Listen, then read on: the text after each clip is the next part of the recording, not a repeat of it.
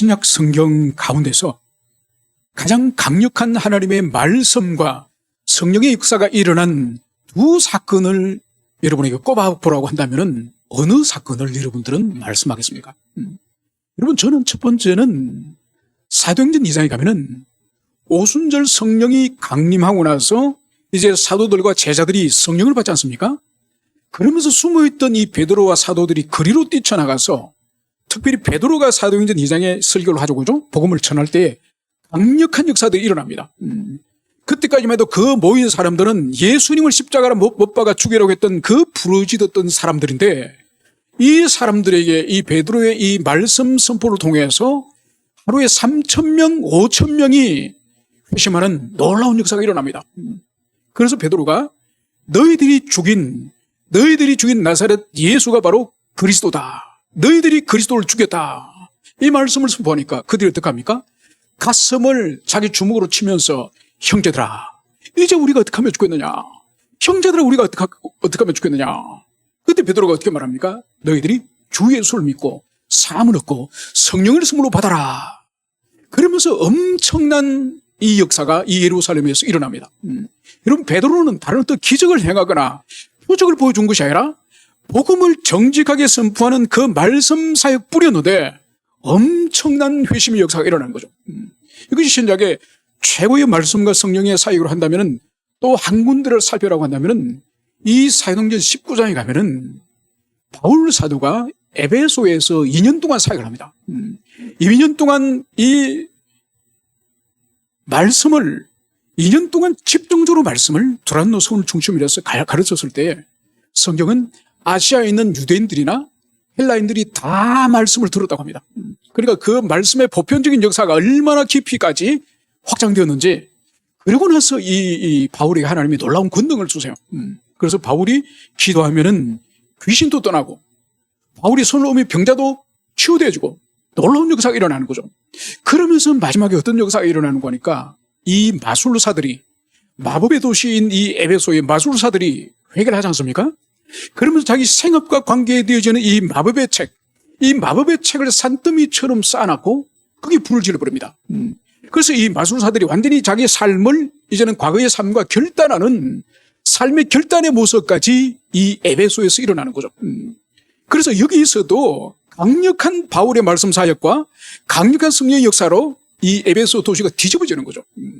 여러분, 이런 일이 이 신약의 최고의 말씀 사역과 성령의 사역으로 한다면은, 여러분, 이거와 아주 유사한 구약 시대의 사건을 꼽으라고 한다면은 여러분 뭘 꼽겠습니까? 여러분, 모세가 시내산에서 율법을 받을 때에 이 시내산이 불타오르면서 하나님이 임재하셨던 그 사건을 여러분이 말할 수 있겠습니까? 아니요. 그 사건과 비교할 수 없는 사건이 바로 이 느헤미야에서 등장합니다. 그래서 구약의 최고의 성령과 말씀의 사역을 꼽아라고 한다면 저는 과감하게 이 느헤미야서에 있는 이 8장, 9장, 10장, 이 7월달 한 달 동안에 있었던 이 사건을 말씀드리고 싶습니다. 그래서 여러분, 이 8장을 기록하기 전에 7장의 마지막 부분이 뭔가요? 성벽을 다 완성하고 이제 모든 백성들이 자기 성읍으로 다 돌아가서 삶을 살지 않습니까? 그러다가 8장에 딱 들어오면은 7월 1일 초하루가 되는 거죠. 7월 1일 초하루는 나팔절이에요. 그래서 이 나팔절에 모든 백성들이 알아들을 만한, 즉 이 어린아이로부터 모든 남녀노소들이 이 성문 앞, 이 수문 앞 광장에 모입니다. 그래서 에스라에게, 우리에게 율법을 알려주십시오. 율법을 가르쳐 주십시오. 그래서 에스라가 율법의 책을 가지고 와서 이 수문 앞 광장에 모인 이 사람들 새벽부터 정오까지 하나님의 말씀을 낭독하자고 선포하지 않습니까? 그때 옆에 있던 이 13명의 레위인들이 이 회중들 구석구석을 돌아다니면서 하나님의 말씀의 정확한 뜻을 알려주는 거죠. 여러분, 하나님의 말씀이 정확하게 그들의 심령에 깨달아지니까 어떤 역사가 벌어져요? 그들이 대성통곡을 합니다. 바로 하나님의 그 말씀의 이 빛의 자기의 삶과 자기 조상들의 삶을 볼 때에 얼마나 그들이 악한 죄악된 삶을 살았는지 하나님이 강력한 말씀과 성령의 역사로 그들로 하여금 회개의 역사를 주님이 불러일으키는 거죠. 그래서 그 나팔절에 대성통곡을 하면서 이들이 주님 앞에 참여를 합니다. 그래서 느헤미야와 에스라가 울지 마라. 오늘은 하나님의 거룩한 성일이니 너희들은 돌아가서 살찐 것을 먹고 단 것을 마셔라. 그러면서 백성들을 설득해서 그들을 돌려보냅니다. 여러분, 그 사건이 있고 나서 바로 직후에 기록하는 것이 또 뭔고 하니까 그 다음날 이튿날, 그리고 7월 2일이 되겠죠. 7월 2일 날 되는 날에 백성들의 지도자급 방백들이라든지 제사장이라든지 이 레윈들이 에스라에게 또다시 나옵니다. 더 하나님의 말씀을 깊이 알기를 원해서 주의 말씀을 살피는데 뭘 발견합니까? 바로 초막절을 발견한 거죠. 그래서 이 나무가지를 꺾어서 초막을 지어서 이래 동안은 초막에서 지내면서 하나님의 출애굽의 여정 가운데 모든 것을 공급하시고 채우시고 동행하셨던 그 은총을 기억하는 그 초막절을 지키게 하신 거죠. 그래서 그들이 흩어져서 나무를 꺾어서 초막절을 1일 동안 지키지 않습니까? 그래서 이 7일 동안 날마다 에스라는 말씀을 선포합니다. 그리고 7일 끝나고 8일째 날을 성일을 맞이하는 성일. 그래서 성일을 또한 지킵니다. 여러분, 이 성일을 지킨 날이 7월 23일이에요. 그러니까 7월 15일부터 22일까지는 초막절 지키고 8일째 되는 7월 23일은 성일로 지키고, 그러면서 오늘 저희들이 읽었던 이 9장의 사건이 바로 7월 23일 뒤인 7월 24일에 있었던 사건이에요. 그래 7월 24일에 있던 사건이 오늘 이 백성들이 모두 모여서 이제 굵은 베옷을 입고, 그리고 머리에 티끌을 뒤집어 쓰고, 그리고 통에 자복하는 대각성의 참의 역사가 이 9장 전체에 기술되어 있습니다. 그래서 이 9장은 주도를 누가 했느냐? 특이하게 느헤미야나 에스라가 이 집회를, 이날 행사를 주도한 것이 아니라 레윈들이 했어요. 레윈들의 지도자들이 이 각성의 이 집회를 주도하면서 이 9장 전체의 내용은 대부분 어떤 이야기냐? 이 레윈들이 하나님 앞에 자기 열조들의 그 하나님께서 하나님께 주신 은총에 대해서 감사하고, 그럼에도 불구하고 자신들의 조상들이 범죄하였고, 그 이야기들이 이 9장의 이 죄악에 대한 이야기들이 빼곡합니다. 그래서 제일 먼저 하나님의 천지 창조의 역사, 그리고 아브라함을 하나님이 갈대아 우리에서 부르셔서 언약의 땅을 주님께서 인도하시고 그들에게 이제 약속을, 언약을 맺으셔서 아브라함과 그의 후손에게 하나님이 그 땅과 그 복을 주실 것을 말씀하시고, 그래서 하나님께서는 이집트의 노예로 살아가는 비참한 그들을, 후손들을 다시 부르셔서 출애굽을 하신 이야기, 그런 은총을 입고도 이스라엘 백성들이 시내산에서 금송아지를 만들어서 하나님을 배반한 그 배교적 사건을 또한 고백하고, 그런 죄를 짓고도 하나님이 그들을 멸하지 않으시고 그들을 계속적으로 인도하셔서 가나안 땅을 주신 이야기, 그 가나안 땅을 값없이 받았지만은 사사시대 약 500년 가까운 긴 세월 동안에 그들이 하나님의 복을 누리면 또 불순종하고, 불순종하면 하나님이 또다시 징계를 보내시고, 징계를 보내시면 그들이 죽는다고 살려달라고 기도하고, 그들이 회개하면 하나님이 다시 구원자를 보내시고, 이 일이 계속적으로 일어나는 거죠. 500년 사사시대 동안에. 그리고 나서 이제 왕국의 시대가 시작되지 않습니까? 왕국의 시대는 하나님이 왕들을 세웠을 뿐만 아니라 또 세우는 존재가 누구죠? 선지자. 그래서 왕의 이 교만과 왕의 패역함에 대항해서 하나님이 계속 당신의 종 선지자를 보내서 경고를 하는데도 이들이 듣지 않는 죄된 이야기를 계속 레윈들이 고백합니다.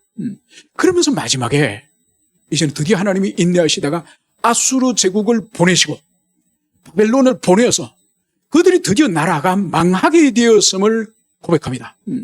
그러면서 마지막으로 한 말이, 우리가 비록 망하였지만은 완전히 진멸되지 않고 우리를 일부분 남겨두셨습니다.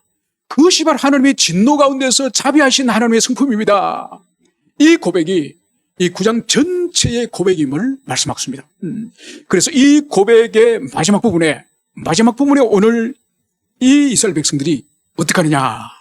이제 이 마지막 고백 후에 이들이 드디어 하나님과 언약을 새롭게 맺는 언약 체계에 관한 이야기가 오늘 우리가 이 32절부터 38절까지 내용이 바로 하나님과 다시 이 포로교환 시대가 다시 새롭게 하나님과 약속하는 새 언약을 맺는 그런 사건임을 이제 우리가 본문을 통해서 살펴보도록 하겠습니다.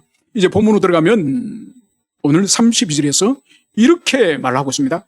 우리 하나님이여, 광대하시고 능하시고 두려우시며 언약과 인자하심을 지키시는 하나님이여.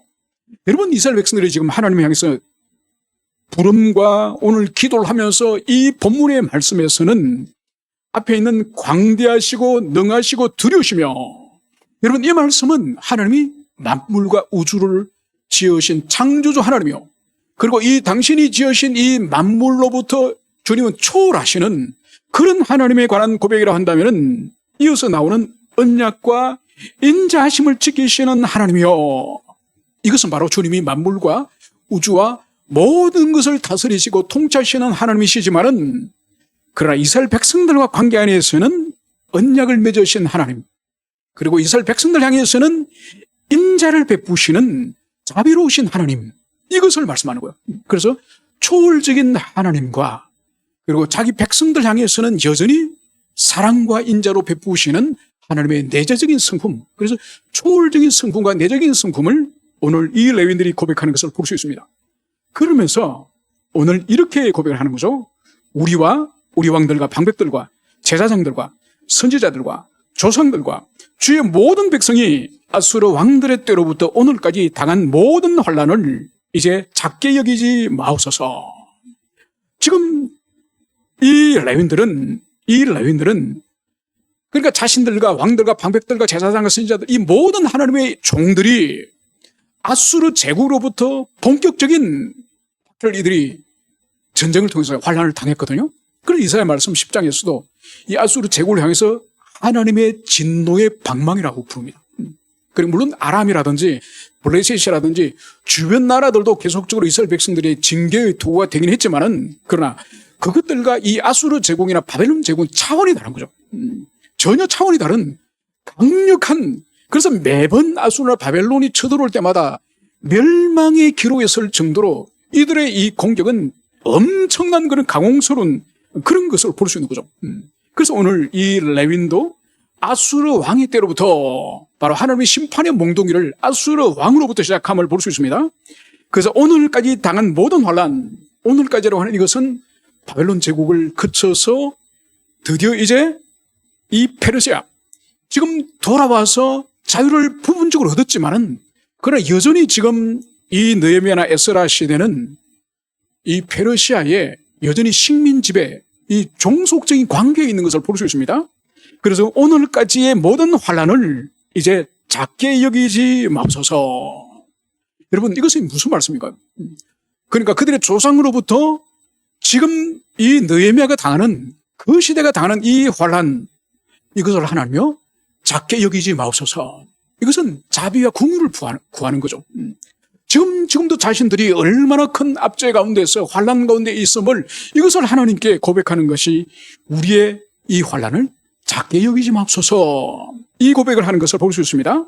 그러면서 하나님이 지금까지 허락하신 이 아수르나 바벨론이나 이 페르시아로 통한 이 압제, 이 환난, 이것에 대한 해석을 33절은 이렇게 합니다. 그러나 우리가 당한 이 모든 일에, 그러니까 외세로부터 엄청난 탄압과 학살과 죽음을 당한 이 모든 것을 여기서 우리가 당한 일이라 말하는 거죠.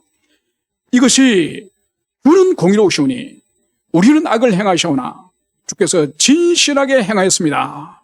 여러분, 지금까지 우리 조상들과 그리고 우리가 환난을 당하고 나라가 망하고 지금도 여전히 페르시아의 이 식민 지배 안에 있는 이런 일들이 주님의 공의에 의한 것입니다.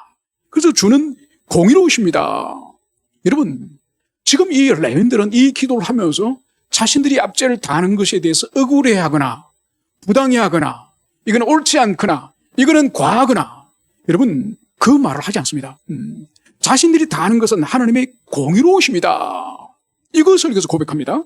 그래서 보십시오. 이어서 우리는 악을 행하여 싸우니 주께서는 진실하게 행하셨습니다. 여러분 앞에 있는 주님은 공의로우시다는 이 말씀이나 자신들에게 지금 이러한 끔찍한 징계를 주신 하나님께서 진실하게 행하셨다고 하는 이것은 같은 의미죠. 여러분 여기서 우리가 볼 수 있는 것이 바로 뭔가 하니까 이 레위인들은 자신들이 당한 이 환난과 이 엄청난 이 고난에 대해서 이것을 정확하게 해석할 능력을 가지고 있다는 거예요.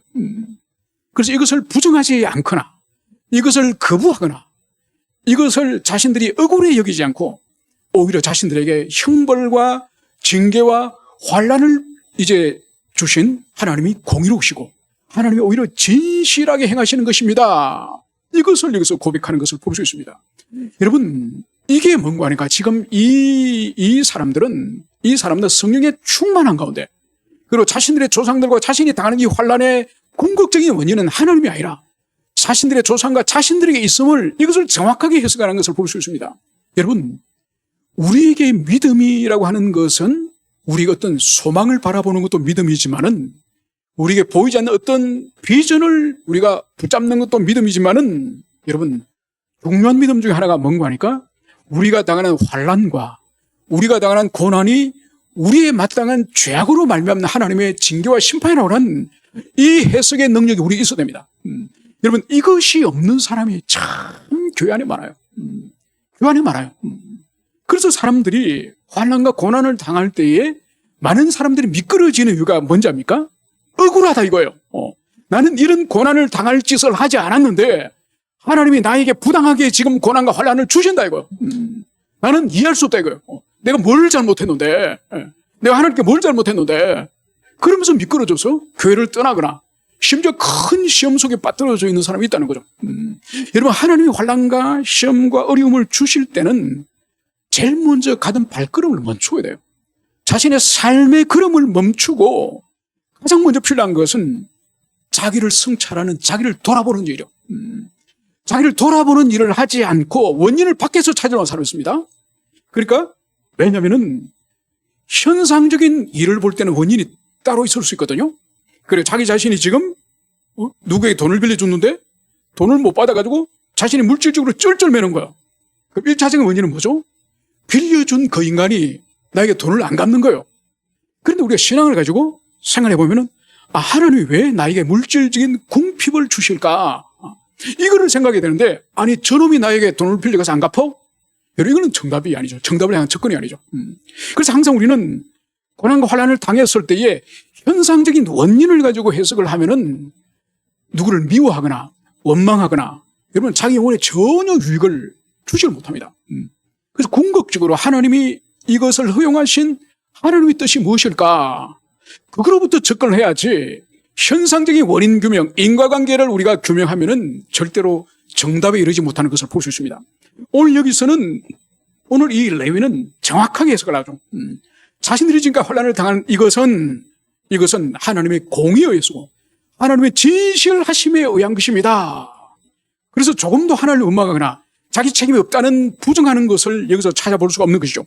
그러면서 오늘 34절에서는 우리 왕들과 방백들과 제사장들과 조상들이 주의 율법을 지키지 아니하며 주의 명령과 주께서 그들에게 경계하신 말씀을 순종하지 아니하고, 또다시 정확하게 그들의 죄상을 여기서 고백하고 있는 것을 볼 수 있습니다. 그러면서 그들의 죄악을 이렇게 35절에서는 자복합니다. 그들이 그 나라와 주께서 그들에게 베푸신 큰 복과 자기 앞에 주신 넓고 기름진 땅을 누리면서도 주를 숨기지 아니하며 악행을 그치지 아니하였으므로. 여러분, 그들의 조상의 죄를 구체적으로 여기서 두 가지를 언급하죠. 바로 그게 뭐죠? 주님께서 그들에게 베푸신 큰 복, 그 큰 복을 받고도 또 자기 앞에 주신 넓고 기름진 땅을 누리면서도, 여러분, 하나님이 주신 큰 복을 받았고 또 주님 주신 이 기름진 땅, 이 땅을 마음대로 사용해서 복을 누리면서도 뭘 하지 않았죠? 그 복을 주신, 그 기름진 땅을 주신 하나님을 숨기지 않고 또 뭘 했다고요? 악행을 그치지 않았습니다.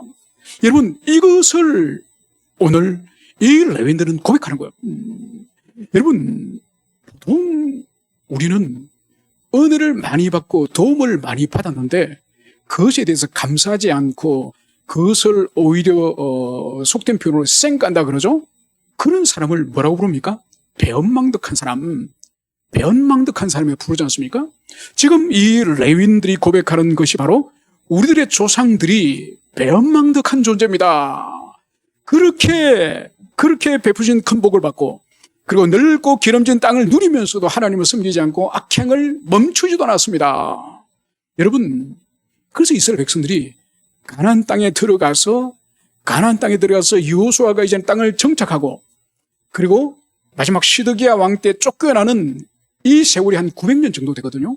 900년의 시간을 이제 사사기 그리고 사무엘상하, 열왕기, 역대기 거기를 보면은 이스라엘 백성들이 하나님을 기쁘시게 하였던 순종의 이 삶들을 점을 찍으러 한다면은 여러분 그 점이 과연 어느 정도 될 것 같습니까?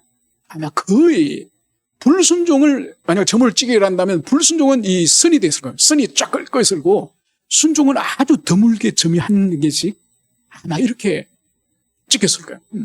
여러분 그래서 역사서를 보면은 순종해서 주님을 기쁘시게 했던 사건들은 너무너무 극소수죠. 너무너무 극소수. 그렇게 은혜를 받았는데 그렇게 하나님이 출애굽시켜 주셨고 홍해 바다를 마른 땅을 건너게 하셨고 40년 동안 만나와 메추라기를 먹이셨고 또 그 땅에 들어가서도 값없이 그 땅을 다 차지하게 하셨고 혹여나 그들이 레위인들과 이 제사장들이 가르치는 율법에 혹시 벗어날 것 같아서 주님이 선지자까지 보내서 경고의 말씀을 900년 동안 보내주셨는데도 어떻게 그렇게 지독스럽게 불순종을 하는지 여러분 이런 생각을 하다가 가만히 우리 자신을 돌아보면은 여러분 우리 자신의 모습이 이 900년의 이스라엘 백성과 똑같은 것을 볼 수 있습니다. 이 900년 동안 이스라엘 백성들의 이 불순종을 지금 이 35절에서는 말하고 있지만은 우리 자신에게 대입하면 전혀 다를 바가 없는 이것을 여기서 볼 수 있습니다. 여러분 오늘 35절을 제가 묵상을 하면서 35절을 묵상하면서 이 우리 대한민국은 인류 역사 가운데서도 복음에 있어서도 정말 귀한 그런 나라고 그리고 일반 은총 영역 안에서도 우리나라는 정말 하나님의 은총을 얼마나 귀하게 받았는지 모릅니다. 그래서 이스라엘 백성들이 그 애굽에서 노예된 삶에서 정말 그들의 독립운동을 통해서 아니라 하나님이 유월절을 통해서 그들을 보내주시고 바다를 통과하게 해서 이 홍해를 지나가게 하시고 그리고 그 땅을 주님이 가나안 땅을 주시고 그리고 그 땅에 외적들이 쳐들어왔을 때마다 하나님이 순종했을 때는 다 사사들과 왕들을 세워가지고 그들이 불순종했을 때는 전쟁에 졌지만은 순종했을 때는 한 번도 전쟁에 진 적이 없습니다. 그런 은총을 받은 민족이 이스라엘 백성이요. 그것처럼 우리가 마찬가지지 않습니까? 여러분 우리가 1945년 8월 15일에 여러분 우리 독립군이 이 해방전쟁을 해가지고 우리가 이겼습니까? 아니요. 여러분 우리 머리 위에 이 한반도를 비롯해서 머리 위에 있는 이 만주 지역 이 관동군 일본군이 300만이었고 여러분 우리 상해 임정에 있는 광복군의 숫자가 얼마인가입니까? 한 300밖에 안 돼요. 여러분 300명의 이 광복군이 300만 명의 일본 관동군을 이길 수 있겠습니까? 절대로 죽다 깨어나도 이길 수 없죠. 그래서 하나님이 미국의 손을 통해서 히로시마 나가사키에 원자폭탄을 터뜨림으로 그들이 항복하게 함으로 말미암아서 우리가 자유를 얻게 된 거예요. 우리 힘과 노력으로는 이 자유와 프리로 해방이 불가능한 거예요. 오직 하나님의 은총이죠. 여러분 그 후에 어떻게 했습니까? 38선을 남북으로 나눠가지고 38선 이북은 소련이 점령해서 일본군을 무장해제시키고 38선 이남은 미군이 점령해서 무장해제시켰죠. 그러면서 3년간을 남북이 각각 소련의 군정체제 남쪽은 미군정 3년간을 이 신탁을 받도록 그렇게 하지 않았습니까? 그러면서 이제 이 신탁 통제가 끝나고 이 미군정이 끝나면서 이제 장차 대한민국이 어떤 나라가 되길 원하는지 미군정에서 국민들을 대상으로 설문조사를 했습니다. 여러분은 어떤 나라를 원하십니까? 앞으로 우리 미군이 떠나고 나서 어떤 나라를 세우길 원하십니까? 설문을 쫙 했는데 국민의 80%가 사회주의 공산주의를 선택한 거예요. 여러분 이것을 이승만 대통령을 비롯하여서 우리 이 대한민국의 국부, 이 국가의 아버지들이 이 80%의 국민들이 우리는 공산주의 원합니다. 이거를 무시하고 자유민주주의 국가를 선택한 거예요. 여러분 그때 만약 우리가 80% 국민 다수가 원하는 국가 체제를 원했으면은 여러분 우리 지금 예배 못 드립니다. 이 방에도 뒤에 이제 벽에 초상화를 3개 그려놨겠죠, 그죠? 3개 그려놓고 여러분들이 들어올 때마다 딱 절하고 여러분 그런 나라가 됐을 거예요. 여러분 그로 끝나지 않죠, 그죠? 2년 후에 6.25 전쟁이 터지지 않습니까? 여러분 6.25 전쟁은 치밀한 이 김일성이 중국과 이 소련의 이 군사력과 이 군대 힘을 빌어가지고 삽시간에 이 대구와 부산 빼고 국토의 90%를 다 빼앗았습니다. 여러분, 그 상태로는 우리가 절대로 공산군을 물리칠 수 없습니다. 하나님이 미군을 중심으로 하여서 16개 이 유엔 군대를 보내서 다시 북진하여서 그렇게 지금의 이 휴전선을 우리가 긋지 않았습니까? 여러분, 휴전선을 긋지만 그로 끝나지 않았죠. 미군을 이제 이 땅에 묵구둠으로 이승만 대통령의 그 탁월한 지혜와 국제적인 감각으로 한미 이 동맹, 이것으로 미군을 떠나지 못하도록 이 땅에 지금도 3만 5천 명이 지금 80년 가까이 지금 이 땅에 있지 않습니까? 그들로 하여금 북한의 이 공산주의자들의 전쟁 억제를 통해서 급속도로 번영을 한 거죠, 우리가. 여러분, 그래서 보세요. 우리는 70여 년 전 한국 전쟁 때 에티오피아 군인들에게 사탕과 초콜릿을 얻어먹었습니다. 여러분, 우리는 필리핀 군인들에게 어린아이들이 빵이나 그런 걸 얻어먹고 우리 아버지, 할아버지 자란 거예요. 여러분, 그러한 나라에 하나님이 복을 주셔서 또 훌륭한 지도자 주셔서 또 지도자들이 이끄는 대로 잘 순종하는 따르는 그런 국민을 주셔서 어떻게 됐습니까? 놀라운 경제성장과 풍요와 번영을 누리지 않았습니까? 문제는 주님이 주신 이 번영과 풍요를 우리가 맛을 보면서 어떤 일이 벌어졌습니까? 국가 사회는 타락하고 이제는 방탕하고 이 물질을 우상으로 여기면서 이것이 교회 속에까지 들어왔죠. 인본주의, 세속주의가 교회 속에 강력하게 이제는 들어오면서 십자가의 거룩한 그 복음은 사라지고 이 땅에서 어떻게 하면 잘 먹고 잘 살 것인지 인본주의, 세속주의 복음이 교회 속에 우리 성도들까지 잠식시킨 이것을 볼 수 있습니다. 그래서 오늘 이스라엘 백성들이 그렇게 복을 누리면서도 주님을 섬기지 않고 악행을 그치지 아니했으므로 여러분, 2025년 대한민국과 한국 교회의 실상을 오늘 이 35절의 말씀에 그대로 대입하더라도 절대로 차이가 없다는 이것을 우리가 인정해야 될 것입니다. 그러면서 오늘 36절에서는 우리가 오늘날 종이 되었는데 곧 주께서 우리 조상들에게 주사 그것의 열매를 먹고 그것의 아름다운 소산을 누리게 하신 땅에서 우리가 종이 됐나이다. 여러분, 이것은 지금 이 느헤미야, 에스라 이 세대들이 이 약속의 땅으로 다시 돌아왔지 않습니까? 돌아와서 성전도 짓고 성벽도 지었습니다. 지었지만은 지금도 여전히 이들의 신분은 페르시아의 종이에요. 그래서 그 땅은, 이 가나안 땅은 하나님이 자유인으로 주셨고 하나님 주신 기업이었고 하나님이 값없이 누리도록 주신 그 땅인데 지금 그 땅이 어떤 땅이 되었죠? 우리가 종이 되었나이다. 자유인으로서 받은 땅, 하나님의 백성들이 복락을 누리려 주신 그 땅에서 이제 이들이 종이 되어서 살아가고 있음을 이것을 여기서 고백하고 있습니다. 그러면서 이제 그들의 고통을 37절에서는 이렇게 또 고백합니다.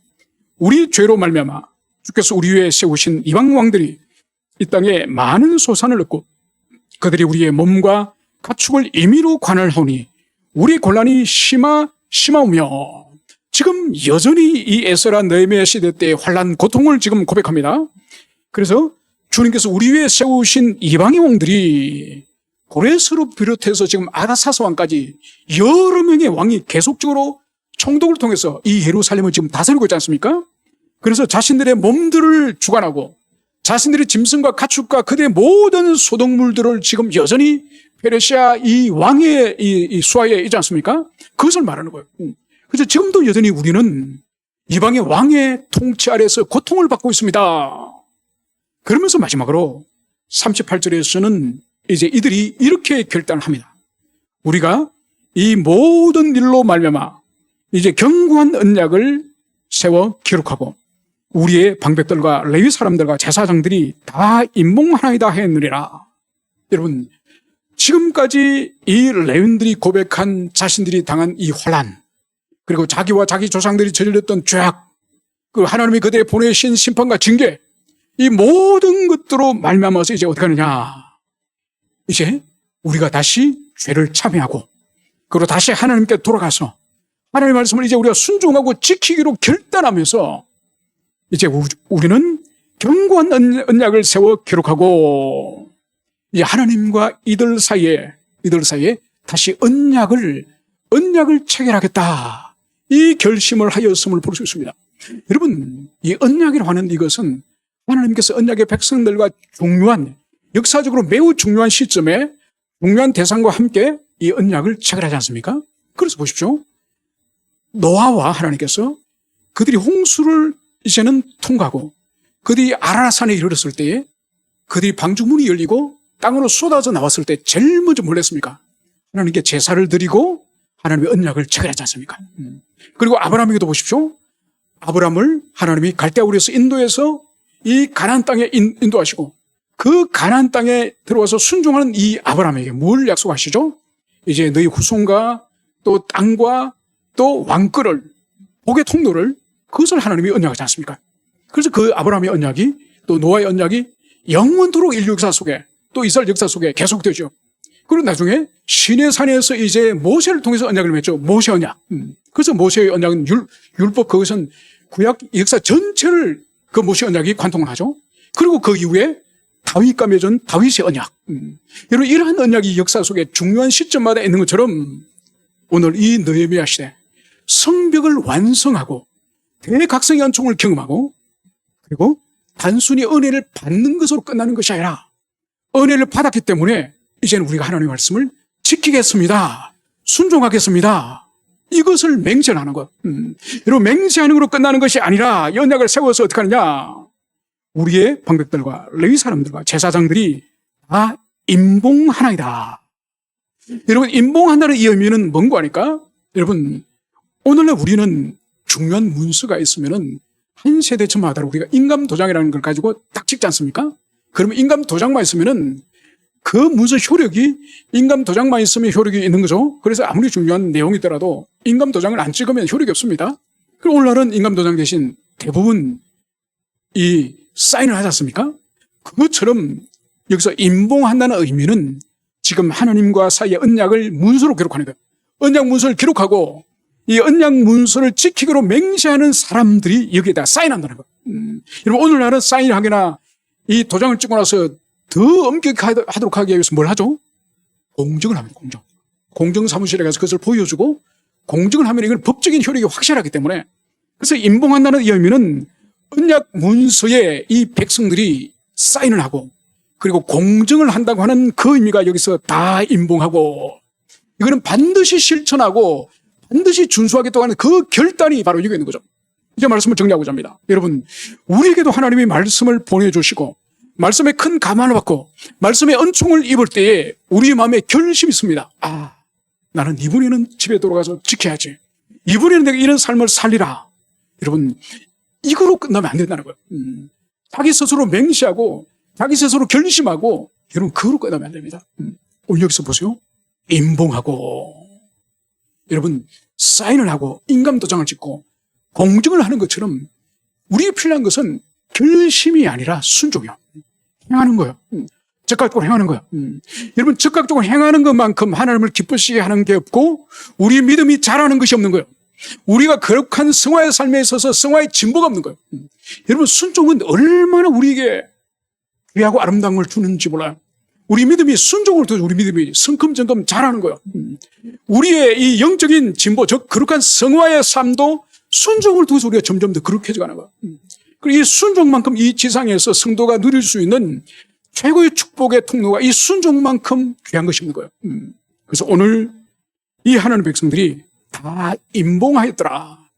다 그 언약 문서에 사인하고 거기에 자신들이 실천하기로 결단했던 것처럼 우리 또한 하나님의 말씀이 우리의 심령을 깨닫게 해주시고 우리 말씀이, 하나님의 말씀이 우리의 눈을 뜨게 하면은 적극적으로 순종하는, 적극적으로 움직이는 그런 우리 모든 교우들이 되기를 축원합니다. 함께 우리 기도하시겠습니다.